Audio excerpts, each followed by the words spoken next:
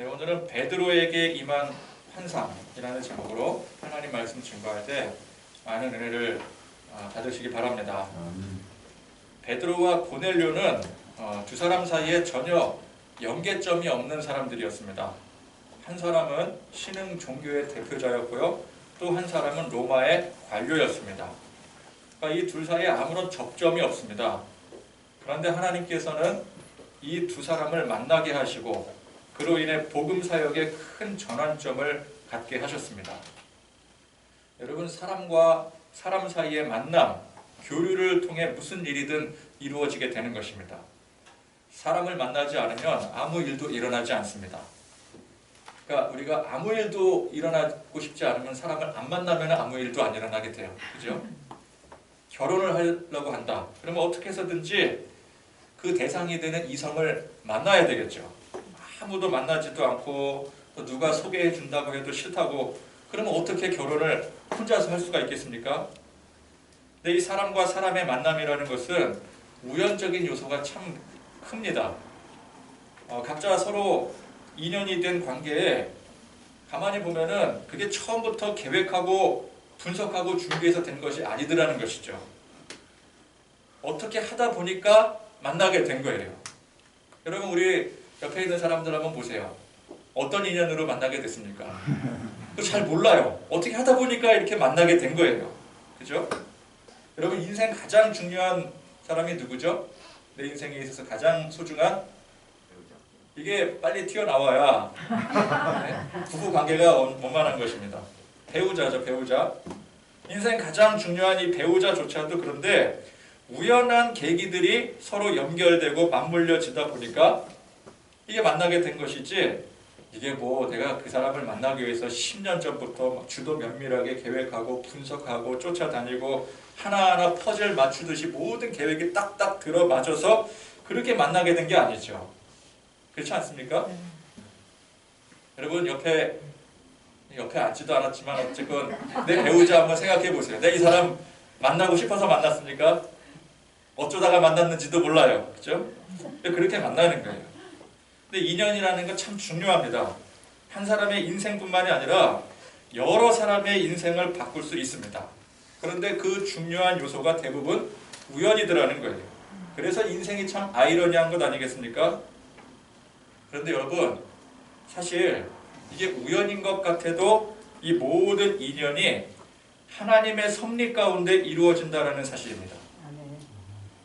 우리 눈에 하나님의 섭리가 직접 보이지 않기 때문에 우연으로 비춰질 뿐이지, 세상 모든 일들, 모든 사람들 간의 만남의 인연들은 하나라도 하나님의 섭리를 벗어난 일이 없습니다. 자, 우연히 누구의 소개로 우연히 만났는데 어떻게 하다 보니까 결혼을 하게 되었더라. 우연인 것 같지만 사실 이 모든 과정에 하나님께서 개입하시고 섭리하신 것입니다. 좀 전에는 아멘 하더니 왜 아멘이 안 나오는 겁니까? 여러분, 모든 인연은 하나님의 섭리라는 거예요. 악연 또한 하나님의 섭리인 것입니다. 베드로와 고넬료가 그 어떠한 접점이 없었지만 하나님은 그 둘을 만나게 하시고 결국 그 인연을 성사하게 하셨습니다. 보통은 자연스럽게 어떤 우리가 볼 때는 우연의 과정으로 또 사람이 소개를 해주거나 해서 그렇게 연결하시기도 하지만은 어쩔 때는 또 강제적으로 연결하시기도 하셔요. 그러니까 오늘 이 케이스는 하나님이 어떤 의미에서 강제적으로 연결시켜 주신 것이죠. 환상을 통해서, 말씀을 통해서.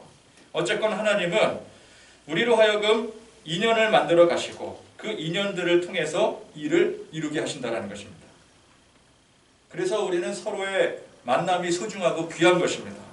내 배우자라든지 부모, 자녀, 또 교우관계, 세상 누구를 만나건 그 만남의 대상이 소중하고 귀한 것입니다. 그래서 이 인연을 소중하게 지킬 필요가 있는 것이죠. 하나님께서 그 인연을 친히 만들어 주셨기 때문인 것입니다. 가정의 달에 내 부모, 내 자녀들, 우리 가족들을 바라보면서 감사하실 수 있기를 바랍니다. 우리 배우자 서로 바라보면서 지겨워하지 말고 감사하실 수 있기를 바랍니다. 이번 여름에 절벽에서 밀어버릴까, 보고독을 탈까, 그런 생각하지 마시고 사랑의 눈빛을 서로 보여주시기 바랍니다. 주께로 교회에 이렇게 서로 만나서 또 인연을 만들어 주신 것도 하나님의 섭리의 은혜요. 그래서 감사하고 영광 돌리실 수 있길 바랍니다. 여러분 각자 직장 생활하거나 사회 생활을 하면서 때로는 정말 꼴도 보기 싫은 원수 같은 존재가 있을지라도 그럼에도 불구하고 어쩔 수 없이 이 사회 관계상 얼굴 맞대야 되는 상황이라 할지라도 그래도 감사하고 그 사람 또한 하나님께서 연결시켜 주신 인연임을 알아서 다시 바라보실 수 있길 바랍니다. 악연은 악연대로 또 그 안에 분명히 하나님께서 주시고자 하는 메시지가 있음을 보실 수 있기를 바랍니다. 자, 고넬료는 지난 시간에 보니까 고넬료대로 생면부지 알지도 못하는 베드로를 하나님의 사자의 말씀을 듣고 청하려고 이제 사람을 보냈습니다. 베드로는 아직 하나님의 말씀을 듣지 못한 가운데 있습니다. 물론 하나님은 베드로에게도 이 고넬료와의 만남에 대해 말씀을 하실 터였습니다. 근데 베드로에게는 고넬료와는 다르게 또 다른 준비가 필요하신 것 같았어요. 자, 지금 현재 욥바라는 지역에 베드로가 머물고 있었습니다. 그리고 습관대로 그는 기도하러 지붕에 올라갔습니다. 그런데 기도하는 가운데 하나님이 환상을 보여주셨어요. 어떤 환상이냐 보니까 하늘의 문이 열리면서 큰 보자기 같은 것에 둘러있는 그릇이 하나 나오는데 그 안에 각종 네 발 가진 짐승과 기는 것과 공중에 나는 것들이 있다고 했습니다. 그리고 하늘에서 소리가 들리니 베드로더러 이것을 잡아먹어라 말씀을 하시는 거예요. 하나님의 말씀 아니겠습니까? 그랬더니 베드로가 뭐라 그래요? 주여 그럴 수 없나이다. 속되고 깨끗하지 아니한 것을 내가 결코 먹지 아니하였나이다. 자, 베드로가 이렇게 말한 것으로 볼 때에 그 안에 있던 그 보자기 그릇 안에 있던 네 발 가진 짐승과 기는 것과 공중에 나는 것들은 바로 성경에 레위기 11장에서 하나님께서 부정한 것으로 먹지 말라 금하신 그런 생물들이었을 것입니다. 그러니 베드로가 저는 하나님 말씀대로 하나님 말씀하신 그 율법의 명령대로 저는 그런 부정한 것들 먹지 않겠습니다라고 말을 한 것이죠. 자, 레위기 11장에 보면은 굽이 갈라져서 쪽발이 되고 새김질을 하는 동물들을 제외하고는 부정한 것이라고 하나님께서 말씀을 하셨습니다. 그러니까 어떤 동물을 들 수가 있을까요? 이를테면은 거기 그대로 나와요. 레위기 11장에 보면은 낙타나 토끼는 새김질은 하되 굽이 갈라지지 않았으므로 부정한 동물로 취급이 돼요. 구약시대에. 또 돼지는 어떻겠습니까? 돼지는 굽이 갈라져 쪽발이긴 한데 얘는 새김질을 못하기 때문에 부정한 동물이래요. 또 발바닥으로 다니는 동물들은 다 부정한 것들이라고 했습니다. 또 새들 중에서는 독수리나 솔개, 말똥가리, 까마귀, 타조, 황새, 박쥐 이런 동물들이 부정한 동물로 취급되었습니다. 곤충들 중에서는 메뚜기나 배짱이, 귀뚜라미 종류들을 제외하고는 전부 다 부정한 것들이었습니다. 땅에 기는 뱀이나 도마뱀 같은 것들도 전부 부정한 동물로 취급이 됩니다. 그래서 유대인들은 전통적으로 이러한 생물들을 부정한 것으로 간주해서 먹지 않았습니다. 그러니 지금 이 하늘에서 이 환상 가운데 내려온 이 보자기 안에 생물들이 무엇이겠습니까? 낙타나 토끼나 뱀, 독수리 이런 것들이 내려온 거예요. 자, 베드로는 율법주의자는 아닙니다. 그러나 태생이 유대인이기 때문에 유대인이라면 기본적으로 지키는 원칙들이 있습니다. 예수 십자가의 보혈로 성령 충만함을 받아서 이미 거듭났어도 조상 대대로 하나님 말씀으로 지켜왔던 것들을 굳이 안 지킬 필요도 없는 거죠. 예수를 믿었어도 레위기에 부정하다라고 정해진 것들은 부정한 것들이었습니다. 근데 하늘에서 들리는 음성은 뭐예요? 이게 내가 잘못 들었는가? 귀를 의심케 하는 그런 음성이었더라는 것입니다. 그 부정한 것들, 분명히 하나님께서 부정한 것으로 먹지 말라고 하셨고 수세기 동안 그걸 먹지 않았는데 우리 조상들은. 그런데 그거를 잡아먹으라는 거예요. 지금 당장. 베드로가 그럴 수 없다라고 하니 재차 말씀하시기를 하나님께서 깨끗하게 하신 것을 내가 속되다 하지 말라. 하나님께서 그것을 깨끗하게 하셨대요. 그러니 이제 더 이상 속된 것이 아니니까 너가 의심하지 말고 마음껏 먹어라. 먹을 수 있다. 그래도 베드로는 어떻게 합니까? 주여, 그럴 순 없습니다. 제가 그런 걸 지금까지 먹은 적이 없습니다. 그렇게 3번을 반복한 후에 그 보자기 그릇이 하늘로 올려가고 환상에서 깨어나게 됩니다. 결국 베드로는 먹었어요? 안 먹었어요? 안 먹었어요. 안 들었어요. 그렇죠? 자, 일단 이 장면을 보건대 원래 하나님께서 명령하시기를 이러이러한 것들은 부정한 것들이니 먹지 말라고 분명히 말씀을 하셨어요. 그래서 구별해서 안 먹는 것이 믿음이요 순종인 것입니다. 그렇죠? 하나님 말씀하셨으면 그 말씀대로 따르는 게 순종이죠. 그런데 하나님께서 이제는 뭐라 그러셨어요? 이 모든 것들을 깨끗하게 하셨으니 먹어라. 그러면 어떻게 해야 되겠습니까? 우리는 마땅히 지금 내게 주신, 지금 우리에게 주신 하나님 말씀에 순종을 해야 되는 것이죠. 그럼 그거 먹어야 되는 거예요. 아니 그걸 징그럽게 어떻게 먹어 그러는데 그냥 먹겠습니까? 요리해서 먹죠. 배도 고픈데. 자, 이전에는 부정한 것들이었지만 하나님께서 깨끗하게 하셨다면 이제부터는 부정한 것이 아닌 것이죠. 자, 예전에는 안식일, 이를테면은 토요일이 하나님을 예배하고 구별하여 지키는 날이었습니다. 그런데 우리 예수님께서 십자가 구속 사역을 완성하시고 부활하신 그날이 새로운 안식일이 되는 거예요. 그래서 이제는 토요일이 아니라 일요일이 주일이 되어서 하나님을 예배하고 구별하여 지키는 날이 되었습니다. 그러면 이제 우리는 어떻게 해야 되겠습니까? 마땅히 하나님께서 새롭게 제정하신 새 안식일을 구별하여 지켜야 되는 것이죠. 자, 구약시대에는 피 흘림의 제사를 통해서 하나님 앞에 예배를 드렸습니다. 그러나 신약으로 와서는 예수님께서 우리 대신 피 흘리심으로 피의 제사가 종료가 되었습니다. 모든 제사 행위가 예수님의 십자가 피 흘림으로 완성이 된 거예요. 그래서 이제는 그럴 필요가 없어졌습니다. 그러면 마땅히 우리는 어떻게 해야 됩니까? 여전히 소나 양을 잡아서 제단 위에 피를 흘려서 예배하는 것이 아니라 부활하신 예수님을 찬양하며 기뻐하며 경배하는 예배를 드려야 되는 것이죠. 그런데 그게 무슨 소리냐? 성경에 분명히 나와 있다. 안식일은 토요일 아니냐? 무조건 토요일을 지켜야 된다. 또 예배는 제단에 피 흘림이 있어야 되는데 어떻게 피 흘림 없이 예배를 드릴 수 있느냐? 자, 이러고 있으면은 그게 여러분 온전한 믿음이겠습니까? 온전한 순종이겠습니까? 그게 아니죠. 하나님의 말씀, 하나님의 뜻과는 상관없이 예로부터 지켜내려온 전통, 관습만을 중요시 여기고 있는 거예요. 내가 지금껏 평생 해왔던 습관 또는 익숙해진 관념, 이런 것들이 하나님 주시는 말씀보다 우선이 되는 거예요. 자, 이 베드로도 마찬가지였더라는 것입니다. 하나님께서 이제 내가 깨끗하게 했으니 먹어라 하신 지금 당장 주신 말씀보다 예전부터 지켜내려왔던 관례, 익숙해진 습관이 그게 자기도 모르게 더 앞서는 거예요. 하나님이 지금 분명히 말씀하시는데도 불구하고 내가 깨끗하게 했어. 괜찮아. 그랬는데도 불구하고 무슨 소리입니까? 저는 예로부터 하나님 말씀을 순종해서 그런 거 절대 먹지 않았습니다. 절대 먹을 수 없어요. 그럼 지금 누구 말씀을 순종하고 있는 거예요? 하나님이 말씀하고 계시는데? 그러니까 하나님 말씀을 순종하는 게 아니에요.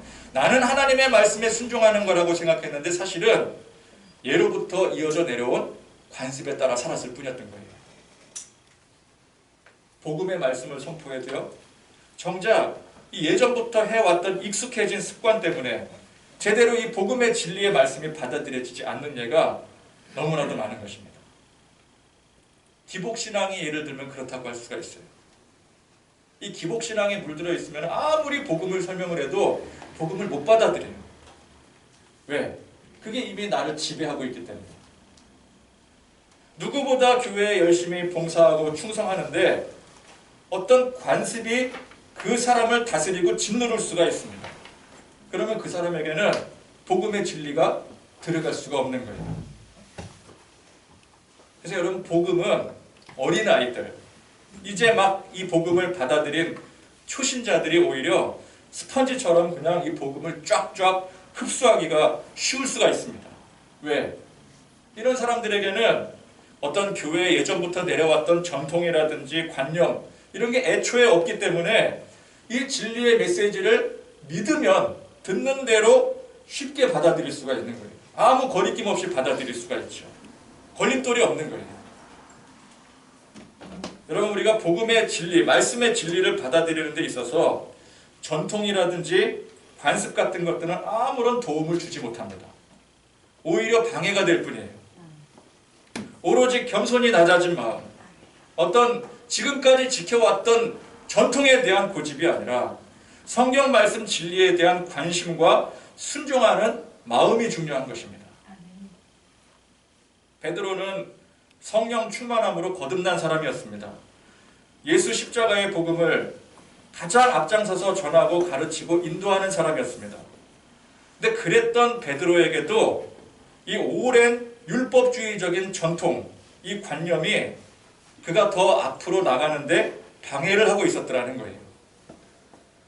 베드로도 자신도 그게 있는지 몰랐어요.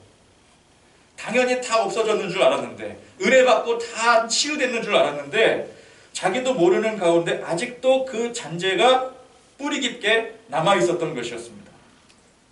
하나님은 베드로가 한 걸음 더 주님의 사명을 감당하게 하기 위해서 그런 내재된 숨겨진 요소들을 발견하고 깰 필요가 있다고 판단을 하셨습니다. 그래서 오늘 이 환상을 보여주신 거예요. 반면에 고넬료를 보자면, 그런 관점에서 고넬료를 보자면은 고넬료에게는 그런 과정이 필요가 없는 거죠. 왜? 이 사람은 유대주의적인 전통 이런 게 없잖아요. 그러니까 믿음 그대로 받아들이기 상대적으로 쉬운 것입니다. 그래서 고넬료에게는 별도의 환상 없이 바로 사람을 보내어 베드로를 청하라 직접 말씀을 하시고요. 이 베드로에게는 그 전에 이 보자기 환상을 먼저 보여주시는 거예요. 베드로는 이 보자기 환상의 시험에서 결국은 자기 관념을 꺾지 못했습니다. 결국은 안 먹었어요. 그랬더니 이 환상이 저절로 사라져 버렸어요. 자, 베드로도 이러니 여러분, 우리가 우리 안에 뿌리 깊게 박혀있는 이 관념을 꺾는 게 이게 결코 쉬운 일이 아니라는 소리죠. 교회 안에 어떤 형식을 고집하고 전통을 주장하는 사람들에게 아무리 진리의 말씀으로 복음으로 설득하고 가르쳐도 이게 잘 바뀌지가 않는 거예요. 그런데 하나님은 그걸 바꾸십니다. 왜? 바꾸지 않으면 안 되기 때문에 하나님 바꾸시는 거예요. 때가 되었으면 하나님이 바꾸시는 거예요.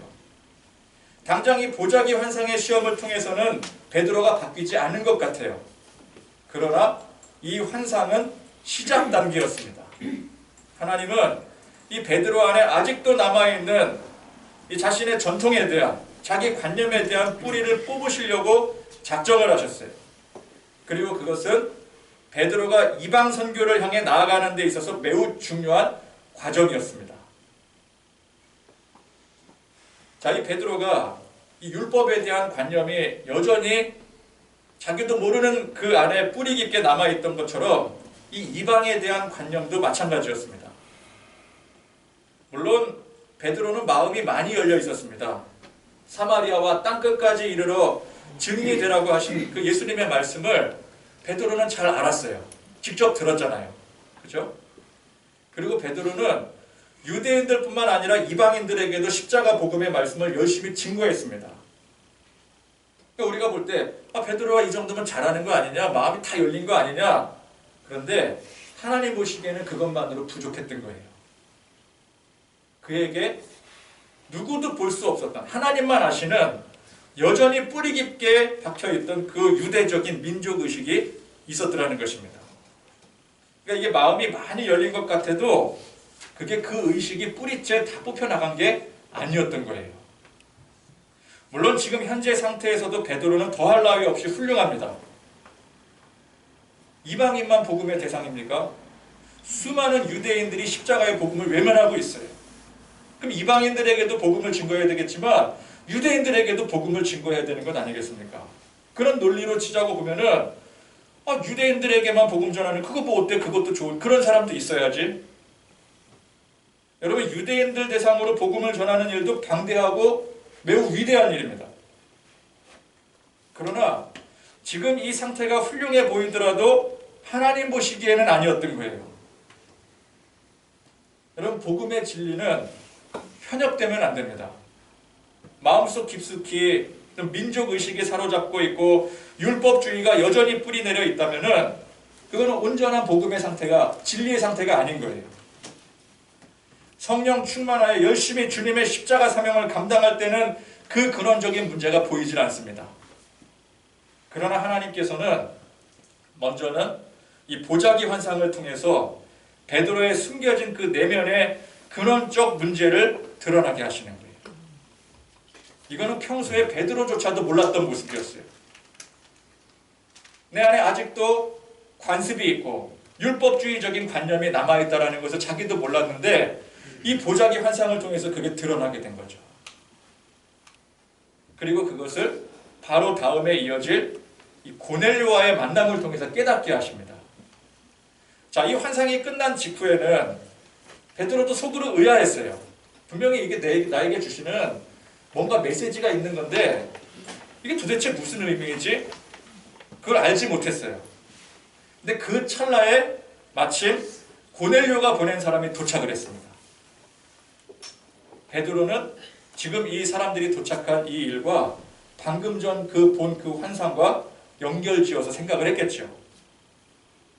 그리고 마음속에 성령님께서 뭐라고 그러셔요? 내려가서 의심하지 말고 그 사람들과 함께 가라. 이렇게 명하셔요. 그러니 방금 하나님께서 나에게 보여주신 이 환상이 바로 지금 일어난 이 일과 직접적인 밀접한 연관을 가지고 있구나.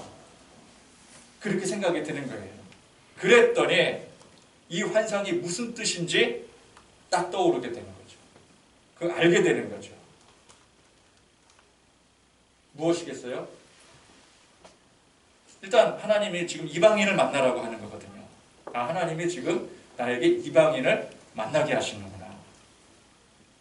그런데 이방인을 만나기 전에 하나님 나에게 이 환상을 주신 이유가 있구나. 나는 이 이방인에 대해서 이 환상에서 보여주신 것처럼 속되고 부정한 것으로만 여기고 있었구나. 그거를 알게 된 거예요. 이전에는 자기는 절대 그렇지 않다고 스스로 자부를 했습니다. 이방인들에게도 마땅히 복음 증거해야지. 그들도 복음 듣고 믿어야지. 그래서 여러분 예루살렘 교회에 유대인들만 있었습니까? 이방인들도 많이 있었어요. 그래서 베드로는 스스로가 나 정도면은 이방인들에 대해서 충분히 열린 사고를 가지고 있다라고 생각을 했습니다. 근데 자기는 그런 줄 알았는데 자기도 몰랐는데 그 마음속 깊숙이에 아직도 이 이방인들에 대한 편견과 잘못된 생각들이 있었던 거예요. 그걸 몰랐는데 이 보자기 환상을 통해서 하나님이 보게 해주신 거예요. 내가 깨끗하게 했다. 내가 이미 깨끗하게 치유했다. 근데 여전히 자기는 그걸 속되다고 하는 거죠. 그걸 이방인이랑 딱 비춰보니까 내가 이방인에 대해서 그렇게 생각하고 있었구나. 하나님은 사실상 이방인과 유대인의 구분이 없으신데 나는 아직도 이방인과 유대인을 구별하고 있었구나. 나는 항상 유대인이 먼저였구나. 그걸 깨닫게 된 거예요. 그리고 더 나아가서 내가 이방인에 대한 잘못된 편견뿐만 아니라 살면서 당연하게 여겨왔던 습관 내지는 전통에 대해서도 잘못된 태도를 가지고 있었구나. 이걸 깨닫게 되는 거죠. 자, 여러분 보세요. 베드로가 지금 이 보자기 환상을 겪지 않았더라도 그는 고넬료를 반갑게 맞았겠습니까? 안 맞았겠습니까? 하나님 만약에 이 환상 안 보여주셨어요. 그런데 마침 사람들이 와가지고 그 고넬료라는 사람이 보내는데 고넬료가 만나자고 합니다. 그럼 베드로가 반갑게 맞았겠어요? 안 맞았겠어요? 반갑게 맞았죠. 지금 요바까지 왔는데 고넬료를 안 만날 이유가 없잖아요. 청하는데. 그리고 고넬료가 이방인임에도 불구하고 보니까 고넬료가 어떤 사람이라고요? 하나님을 잘 섬기고 주변 사람들에게 아주 그 덕이 자자한 정말 괜찮은 사람이거든요. 그러니까 그 모습을 보면서 야, 이런 사람도 있구나 그러면서 칭찬하고 또 그와 더불어 십자가의 복음도 전하고 그랬을 거예요. 근데 중요한 건 뭐예요? 지금 당장 고넬료를 만나고 그를 칭찬하고 복음을 전하고 가르치는 게 지금 당장 중요한 게 아니었어요.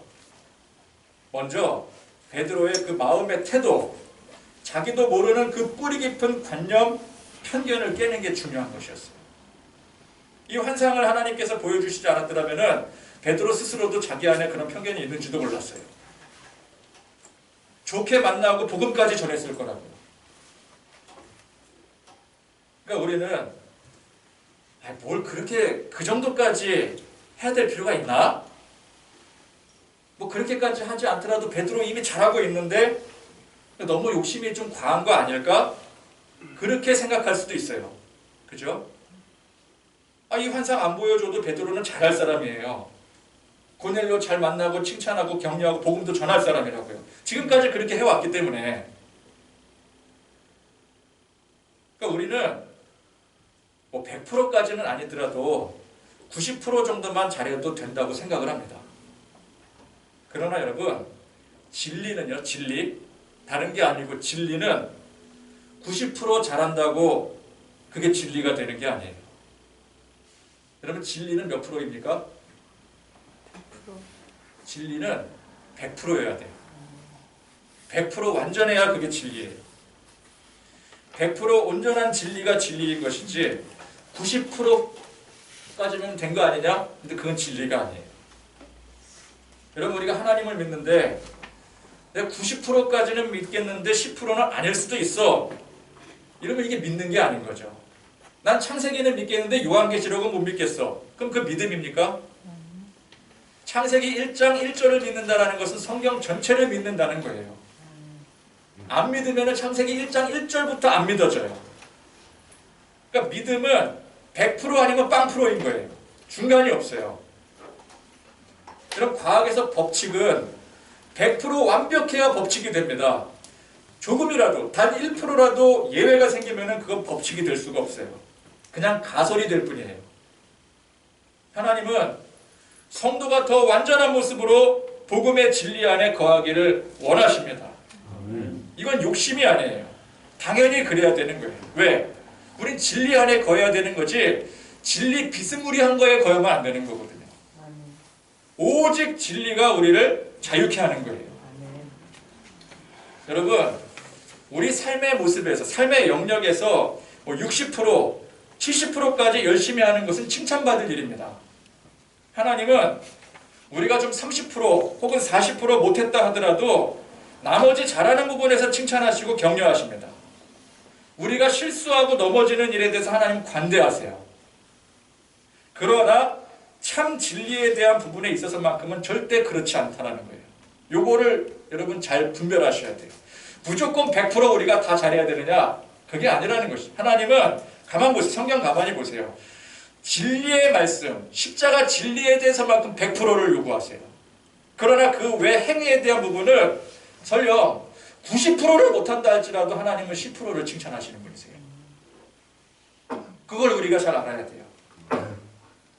우리 안에 뿌리 깊게 내려져 있는 세상적인 관념이라든지 전통이라든지 내 생각의 오랜 습성들, 고집 이런 것들을 하나님은 하나하나 고쳐나가게 하십니다. 그래서 여러분, 신앙생활이란 하나님 앞에 열심히 충성해서 어떤 훌륭한 결과물을 내놓는 과정이 아닙니다. 여러분, 그런 것들은 잘하면 칭찬받지만 못해도 격려받을 일이에요. 누가 열심히 교회에 봉사해서 많이 전도해 오고 또 많은 일을 이루면은 좋은 일이죠. 그건 칭찬받을 일이에요. 그러나 그거 못했다고 해서 책망받을 일이 아니라는 거예요. 못해도 격려받을 일이에요. 하나님 못한 사람에게도 격려를 하셔요. 진짜 신앙생활에 있어서 중요한 것은 우리 안에 참 진리로 무장하는 것입니다. 내 안에 진리를 방해하는 요소들을 하나하나 깨닫고 발견해 나가서 완전한 하나님의 이 말씀의 복음의 진리 가운데 서 나가는 과정이 신앙생활의 진짜 중요한 요소인 거예요.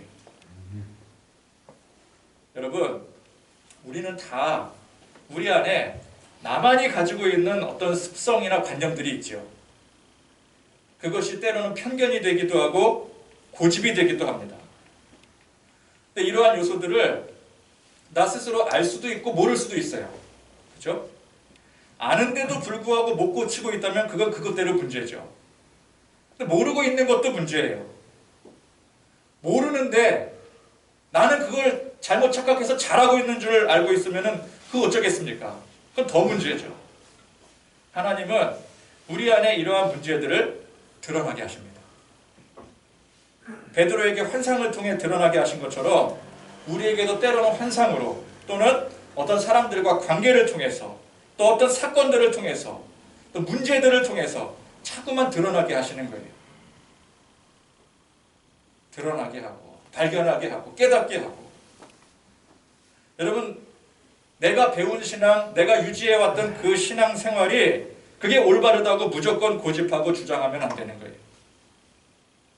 그로 인해서 다른 사람들과 충돌하고 있다면은 그 사람이 잘못했기 때문에 충돌하는 거다. 잘못만 들춰낼 것이 아니라 나 자신을 한번 돌아볼 필요가 있는 것이죠. 나는 내 신앙생활을 주장하고 있는데 왜 사사건건 사람들과 충돌을 하고 있는 걸까? 그럼 보통은 저 사람이 잘못됐어. 저 잘못된 신앙 가지고 있어. 그렇게 생각을 하는데 그럴 때 나 자신을 한번 돌아봐야 돼요. 내가 주장하는 것이 과연 참 진리를 바탕으로 하고 있는 것인지, 아니면 나도 모르는 사이에 내 안에 뿌리 깊은 잘못된 관념 때문에 내가 그걸 주장하고 있는 것인지. 누군가를 만나서 새로운 도전을 받을 때 그걸 어떻게든 비판하려고 어떻게든 꼬투리 잡으려고 드는 게 아니라 말 그대로 새로운 도전으로 받아들여야 되는 것이죠. 문제를 만나고 삶의 고난이 임할 때 그 고난만 묵상하면 안 되는 거예요. 이를 통해서 나를 들여다봐야 되는 것입니다. 하나님께서 이 문제, 이 고난을 통해서 내게 감춰진 어떤 부분을 보게 하시는지. 여러분, 그러면 참 놀랍게도 우리 삶의 숱한 그 고난의 문제들 가운데 분명히 그 안에 하나님께서 내게 주시는 메시지가 있는 거예요. 분명히 있습니다. 그리고 그 메시지는 어떤 건 줄 아세요? 그 고난의 문제에 대한 메시지가 아니에요.